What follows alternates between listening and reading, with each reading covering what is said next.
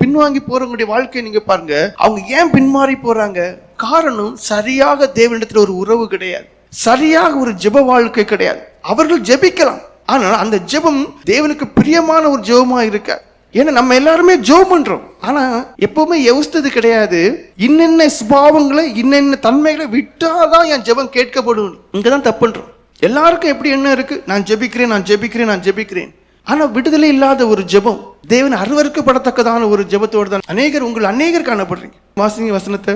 நீங்கள் சோதனைக்குட்படாதபடிக்கு விழித்திருந்து ஜெபம் பண்ணுங்கள். சோதனை மனுஷன் வாழ்க்கையில உண்டு. தப்புனுமா? விழித்திருந்து ஜெபியுங்கள் என்று சொல்ற. விழித்திருந்து ஜெபியுங்கள். இயேசுனுடைய வாழ்க்கையில சோதனைகள் உண்டு. அவர் தேவனா இருந்து இந்த உலகத்துல மனுஷனாய் காணப்பட்டதுனால தெய்வீக தன்மை அப்படியே அப்புறப்படுத்தி வைத்து விட்டு அந்த மனுஷ தன்மையில அவர் எப்படியெல்லாம் நமக்கு மாதிரி காண்பிக்காருன்னு பாருங்க. சோதனை நேரிட இருக்குது, அதற்கு முன்பாக உபவாசிக்கிறார். சோதனை நேரிட இருக்குது, அதற்கு முன்பாக முழங்கால் என்று ஜெபிக்கிறார். மத்திய எழுதின சுவிசேஷம் 4:2 வாசிங்க. அவர் இரவும் பகலும் 40 நாள் உபவாசம் இருந்த பின்பு அவருக்கு பசி உண்டாயிற்று. பாருங்க, இரவும் பகலும் ஆண்டவராய் இயேசு கிறிஸ்து 40 நாள் உபவாசம் இருக்கிறார்.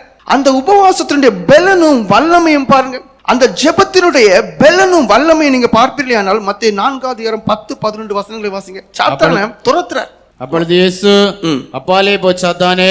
பாருங்க, சும்மா நீங்க போன்னு நான் போக மாட்டான். ஜெபிக்க ஜெபம்தான் ஜெயம் இருக்கு.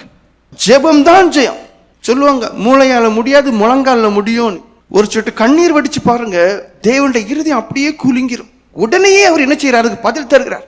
மனம் கசந்து இருதயம் உடைஞ்சி ஆண்டவரே எனக்கு இறங்கும்னு சொல்லும் போது அங்க ஒரு விடுதலை உண்டாகுது. அதான் ஜெபம். அந்த ஜெபத்திற்கு அவ்வளவு பலன் இருக்கு. சும்மா போன்னு சொல்லி பாருங்க, சாத்தம் போக மாட்டான்.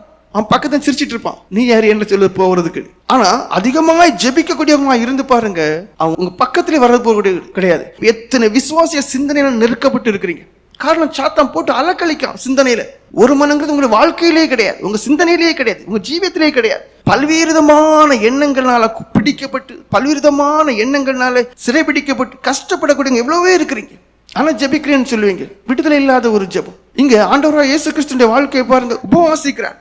அடுத்து என்ன ஆகுது? வாசிங்க 10-11. அப்பொழுது இயேசு அப்பாலே போ சாத்தானே.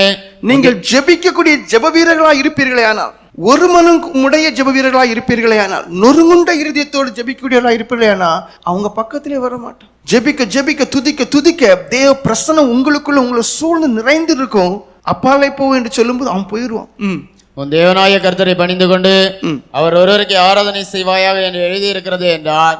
அப்பொழுது பிசாசானவன் அவரை விட்டு விலகி போனான். பாருங்கள், அப்பொழுது பிசாசானவன் அவரை விட்டு விலகி போனான். எத்தனை பேரை விட்டு பிசாசு போயிருக்கான்?